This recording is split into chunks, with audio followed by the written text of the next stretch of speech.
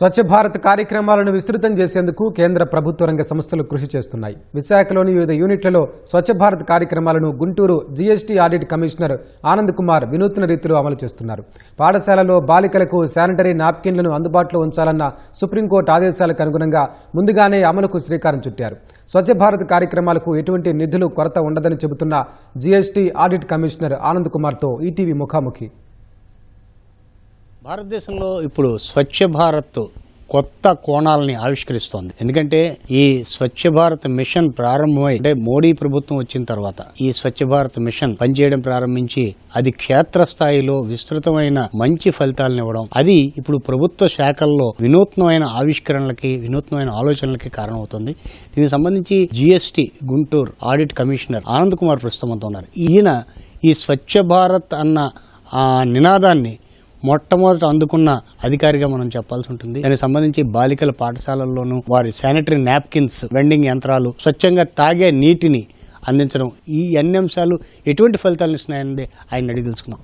ఏ రకంగా ఫలితాలు ఇస్తున్నాయి? క్షేత్రస్థాయిలో మీరు ఎటువంటి వాటిని ఎంచుకుంటున్నారు? మేము ఫస్ట్ స్కూల్స్లో టాయిలెట్స్ కట్టాలని తలపెట్టి, నేను అడిషనల్ కమిషనర్గా హైదరాబాద్ జిఎస్టీ కమిషనర్లో పనిచేసేటప్పుడు ఆదిలాబాద్ మోస్ట్ బ్యాక్వర్డ్ డిస్ట్రిక్ట్లో మరి అప్పుడు జనార్దన్ రెడ్డి గారు అని ఎడ్యుకేషన్ సెక్రటరీ ఉండేవాళ్ళు. ఆయన కలిసి నేనే ఫండ్స్ ఇస్తాను, మీరు స్కూల్స్ ఐడెంటిఫై చేయండి ప్రభుత్వ పాఠశాలలు అంటే చేస్తే అక్కడ 10 టాయిలెట్లు కట్టించడం జరిగింది 10 స్కూళ్ళల్లో, ప్రత్యేకించి గర్ల్స్ స్టూడెంట్స్కి. అట్లా తలపెట్టి తర్వాత జిఎస్టీ భవన్ హైదరాబాద్లో వాటర్ కన్సర్వేషన్కి, water harvesting system first government building, అలానే సోలార్ ప్యానెల్స్ అంటే సోలార్ పవర్, సో అవి ఇన్స్టాల్ చేయడం జరిగింది.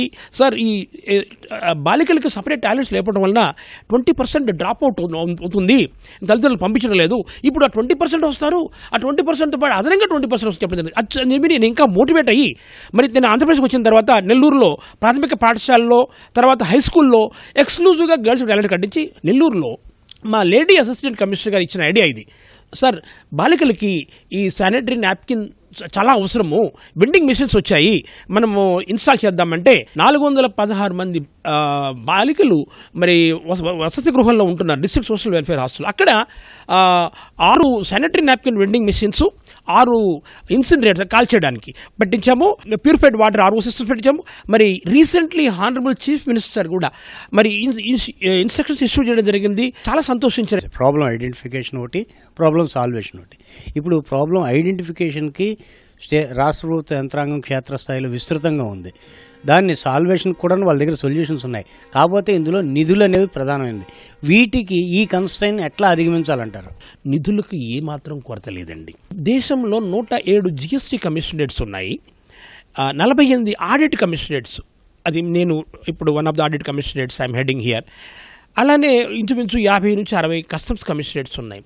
ఒక్కొక్క కమిషనరేట్కి ఇంచుమించు 30 లక్షల వరకు ఖర్చు పెట్టే మరి విధంగా డబ్బులు ఇవ్వడం జరుగుతుంది. బాలికల విద్య మీద బాగా మనం స్ట్రెస్ ఇస్తున్నాము.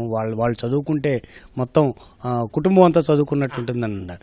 సో ఇప్పుడు ఆ బాలికల విద్యను పెరగడానికి ఇవి ఏ రకంగా దోహదం చేస్తాయి? ప్రతి నెల 2-3 రోజులు వాళ్ళు స్కూల్కి రావడం మానేస్తున్నారు. ఎందుకంటే వాళ్ళకి ఆ నాప్కిన్ ఫెసిలిటీ కూడా అందుబాటులో లేకపోవడం వలన ఎప్పుడైతే మనం ఈ యంత్రాలని అక్కడ మనము మరి పెట్టామో వాళ్ళు ఆ స్కూల్కి ఆ 3 రోజులు కూడా వస్తారు.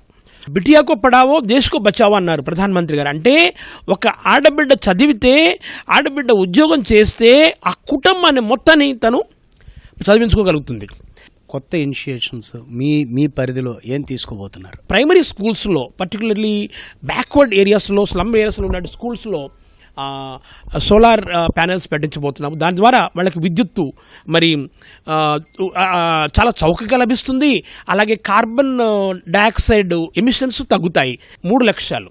ఒకటి ఏంటంటే ఈ పరిశుభ్రత, రెండవది ఏంటంటే వాటర్ కన్జర్వేషన్, మూడోది ఏంటంటే రెన్యూబుల్ ఎనర్జీ. ఈ 3 రంగాల్లో ఈ ఆంధ్రప్రదేశ్ జిఎస్టీ ఆడిట్ కమిషనరేట్ రానున్న కాలంలో ఈ స్కూళ్ళల్లోనూ, మురికి వాడల్లోనూ, గ్రామాల్లోనూ ఇప్పుడు నేను ఏదైతే చెప్పానో ఆ ప్రోగ్రామ్స్ చేయాలని మేము తలపెట్టామండి.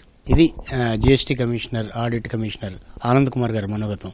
ఖచ్చితంగా స్వచ్ఛ భారత్ ద్వారా దేశంలో క్షేత్రస్థాయిలో మార్పు వస్తుంది. ప్రధానంగా అది మార్పు పాఠశాలల నుంచి ప్రారంభం అవ్వాలనిసే వాటి మీద ప్రత్యేకంగా దృష్టి పెట్టామని చెప్పడం జరుగుతుంది.